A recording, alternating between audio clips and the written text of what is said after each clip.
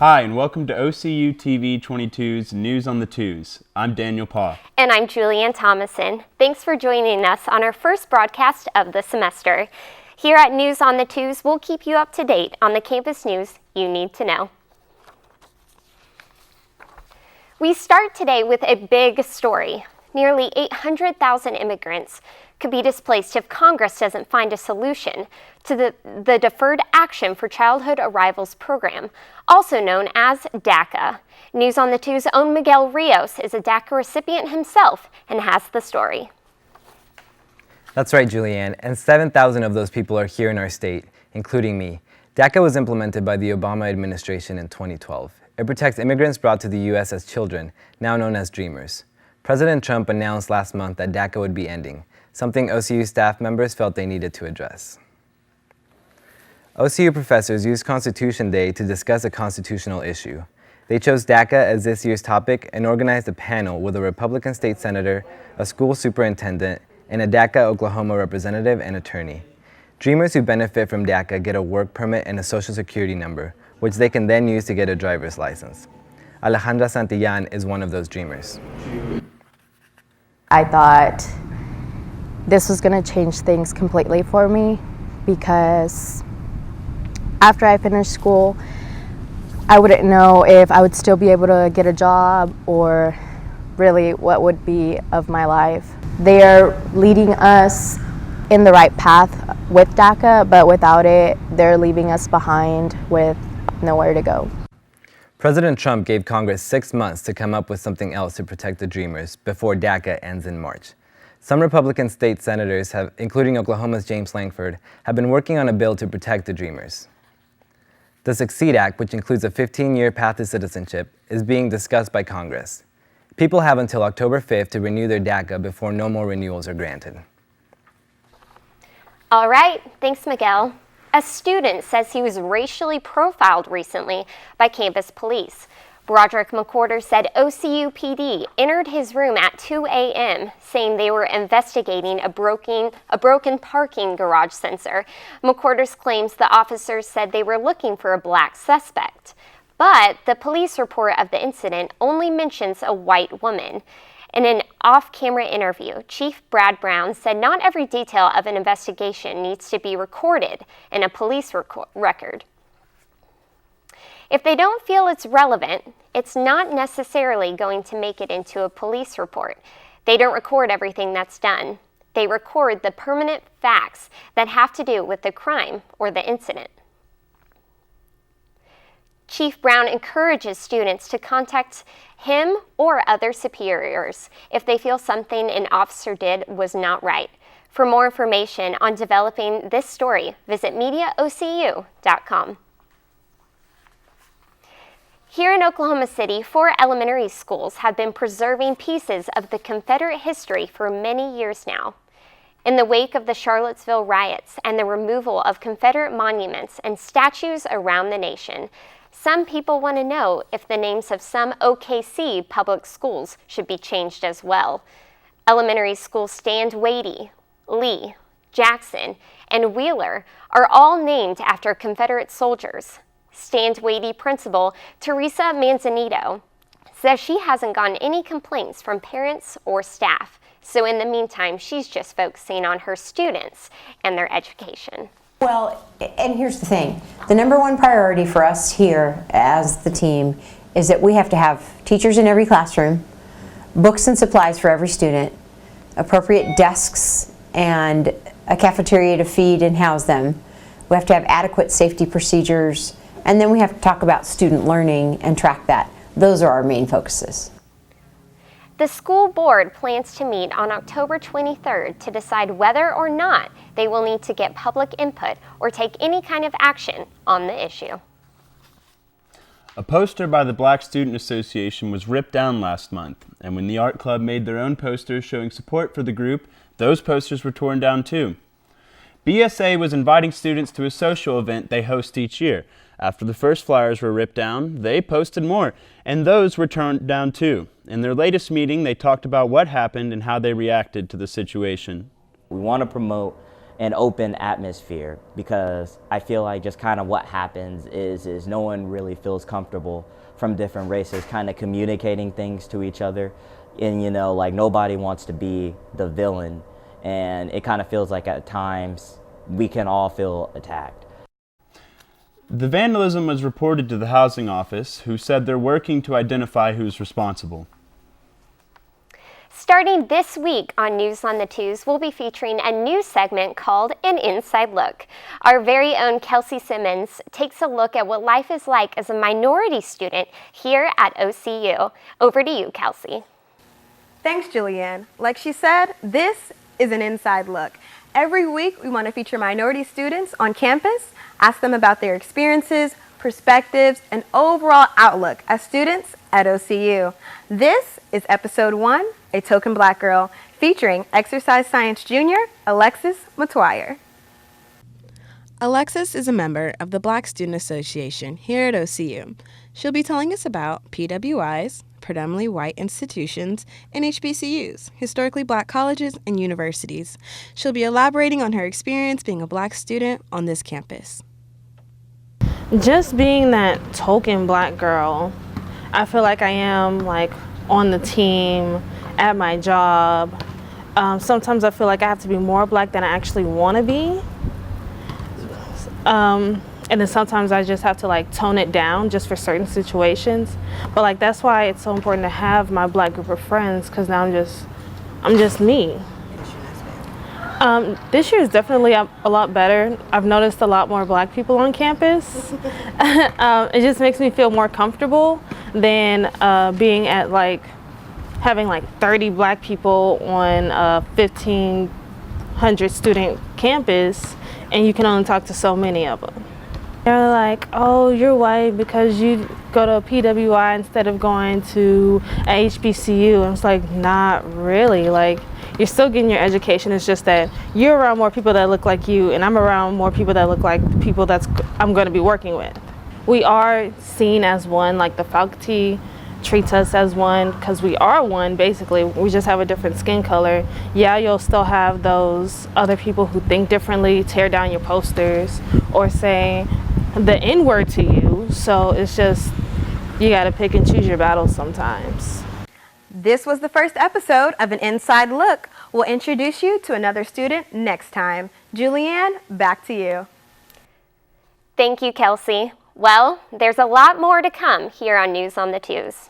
When we return, how new guidelines on Title IX could affect the way sexual assaults are handled on college campuses nationwide, including here at OCU. We'll be right back. Some people don't think it's easy to be green. Audrey does it every day. Turn off appliances when they're not being used. Shut off the lights when you leave a room. Always recycle paper. Recycle plastic, too.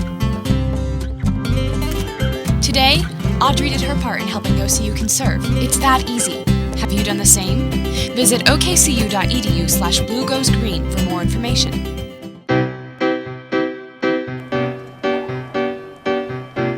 OCU is smart, fun, cute, driven, so busy, expressive, exciting.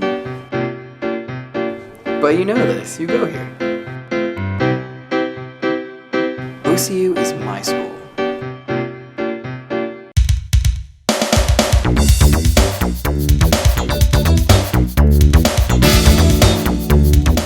You need to leave.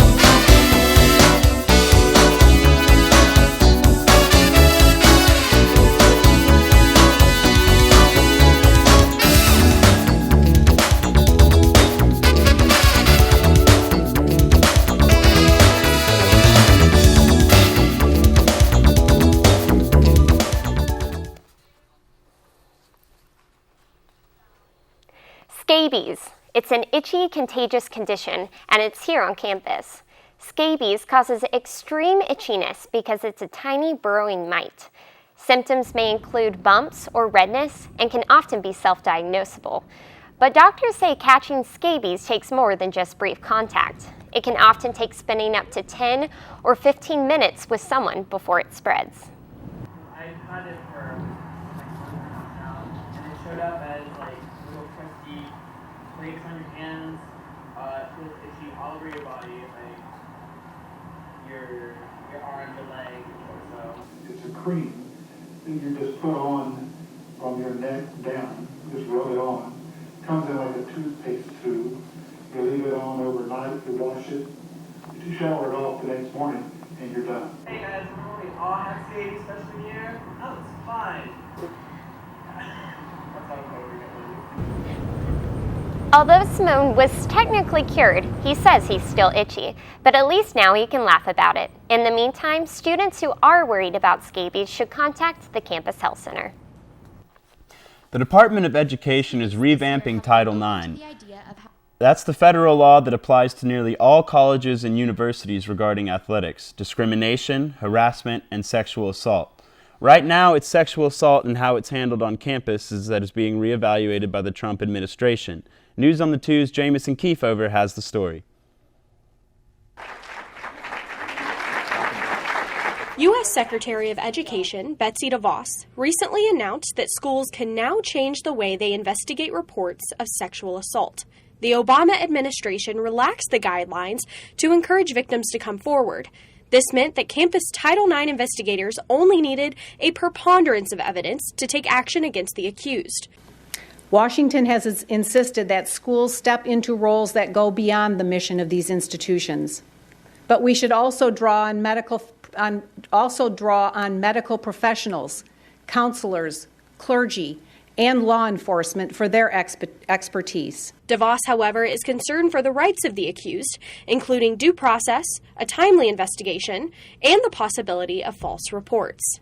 DeVos announced that colleges now have the option of requiring clear and convincing evidence before taking action against the accused. On college campuses nationwide, including here at OCU, some think that requiring more evidence will discourage victims to come forward with reports. I think we're going to have to focus a lot more on the long-lasting effects of trauma and how to care for themselves, because not only are we dealing with someone who has been assaulted and has been violated, we're also dealing with someone who may be further violated by the system.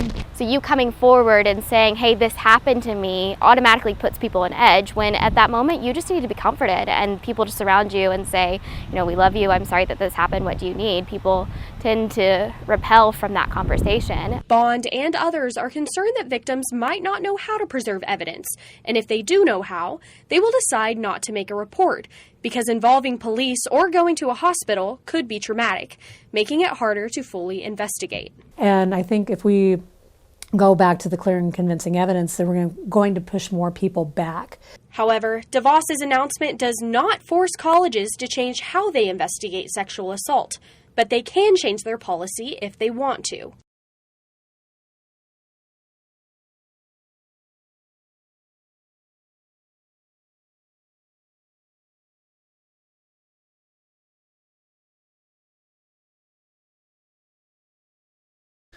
And as Jamison said, OCU is not changing their sexual assault policy right now. They're still using the preponderance of evidence standard in sexual assault investigations. In the meantime, the federal government is getting public input before requiring any changes to colleges' Title IX policies, and that process could take up to several months. Several changes happened this year with OCU's new food provider. Alvin's Cafe, as students know it, is being replaced with a Chick-fil-A and a market. But all of this could cause a few issues. Maggie Duncan has the story. Students this year have been open to the idea of having Chick-fil-A on campus, but the biggest frustration so far is that none of the changes have been finished because of problems throughout the process. Well, the setbacks happened because of a requirement that the city was trying to impose on us. And then, we had to do more research, either do more research and try to find a way that we could meet the requirements, or find more funding for the requirement that they were trying to put onto us. These complications have ended up delaying the project by several months, which was supposed to be finished over the summer. Many students assumed and expected that these changes would be finished before the school year started. But it's October and people are still confused about what exactly is going on. You can kind of see around the back of the mini market if you go to like Prince Star and around there, and it looks like they have not done anything. So I'm curious to see when this will actually be getting done. Aside from being behind schedule, the new changes may also cause problems for schedules and meal plans. There's a new rule that students may only swipe their ID cards at Chick-fil-A once a day, which may be tough on students with odd schedules. Students may also lose money because they are not getting to spend as much of what they've already paid for through their meal plans.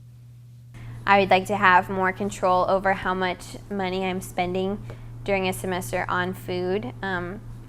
Otherwise, I have a lot of swipes left over at the end, and I don't like wasting money if I don't have to. OCU administration is now saying that the market should be finished by the end of the month and Chick-fil-A in the spring. Though students say they will miss Alvin's Classics, they are ready to have more food options on campus again. Maggie Duncan, News on the Twos. A temporary market is currently in the place where Alvin's used to be. They don't sell hot food, but students can still buy Starbucks coffee, prepackaged food like chips or cookies, and bottled drinks. We're going to take a quick break right now, but don't go away. When we return, a marketing experiment could change how you refer to OCU. Stay tuned.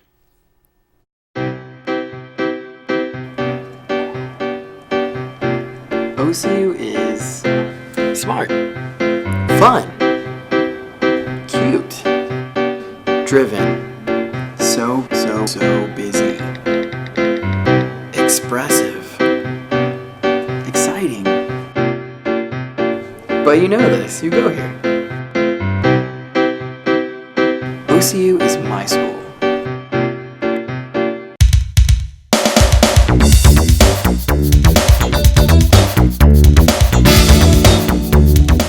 You need to leave.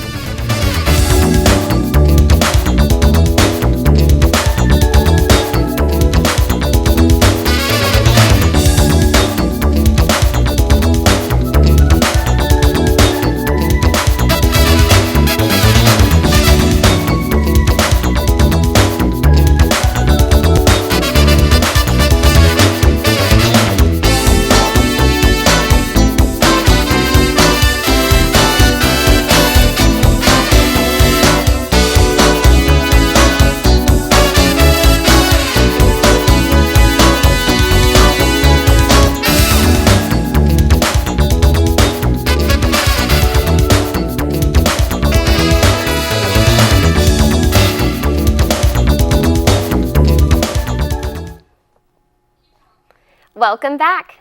The university started marketing itself as OKCU to incoming students about a year ago, but it's just become a hot topic within the last 2 months or so. News on the Two's Nicole Waltman has the story. OCU is experimenting with adding a K to the school's well-known acronym, making OCU OKCU. There are so many confusing acronyms around the metro. There's OC, there's UCO, OCU, all the acronyms, and we have actually even had cases where we have visitors coming to campus that will come visit our campus, but they actually meant to go to the other ones to visit just because of the confusion in the acronyms. Most importantly, Windhall says they want to recognize the OKC in OKCU, in part because the Thunder has made the city's name more recognizable. And the change isn't costing any money because it's not a change, it's just an experiment. I don't think that we would even begin talking about doing an official changeover for probably about 3 years at least, because you would have to have at least 3 classes come in where the majority of the classes that are here were classes that were marketed that way to see if it's even catching on into something that's said. Nicole Waltman, News on the Twos. Windhall says the feedback from students, community members, and alumni so far have been both good and bad. We talked with 2 recent alumni who are indifferent about the change and pointed out this wouldn't be the first time a name change has happened on campus. I've heard somebody say Centennial Hall when they're talking about Methodist Hall in a while. So it just changes, and people react weirdly to it at first or don't like it, but in a university where people are in and out, in a couple of years nobody's going to care anyway. So I honestly think some will take it and some won't, and if we do make the change to OKCU, they'll just have to really stand behind it and be proud of that change. But again, change may or may not be coming, considering this is just an experiment. Things around campus read both OCU and OKCU, but the university's website address has always been okcu.edu. Education students were welcomed back to campus this school year with a new learning environment. In Walker Center, a model classroom has been dedicated to early childhood and elementary education majors. Before they had the space, their teaching materials and art supplies were locked in different rooms all around campus and not ready to use during classes.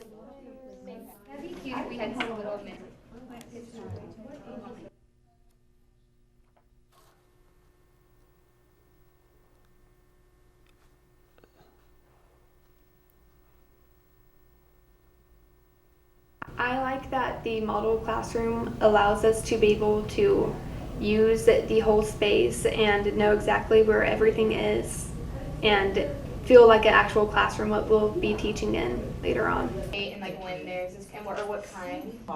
You can always make They have more plans for the model classroom to create even more space for education students to work. Those changes will happen before classes start next semester. For the OCU rowing team, practice is in full swing, getting ready for one of the biggest regattas of the year. News on the 2's Chandler Hardy has the story.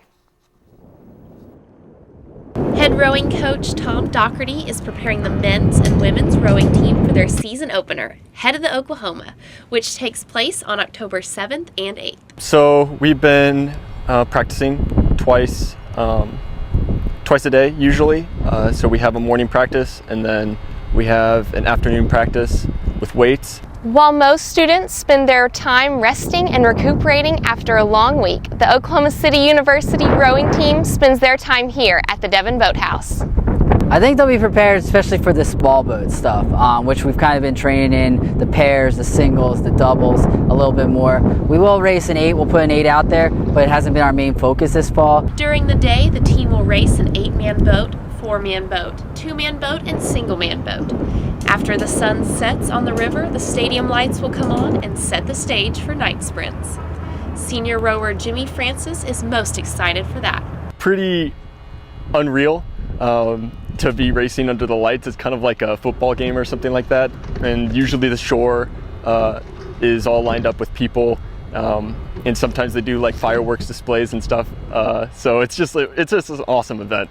The coach and team are training in the fall to race in the spring, ultimately wanting to end in the top 30 college teams.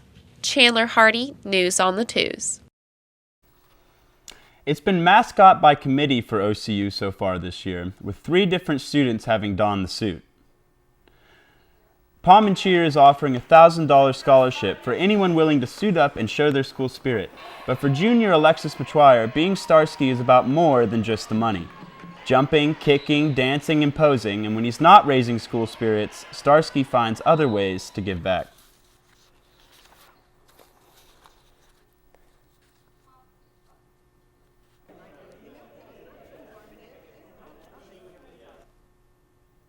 But I was Starsky for a walk. It was for Down syndrome. And it was actually really rewarding. Like, kids were coming up to me and hugging me. They didn't really know who I was, but it was really fun. Machuire says that the team is still looking for volunteers and that everyone is welcome to try out. Anybody interested in being Starsky can contact Palm and Cheer. Well, that's it for our first show of semester. Thank you so much for watching. We'll see you next time.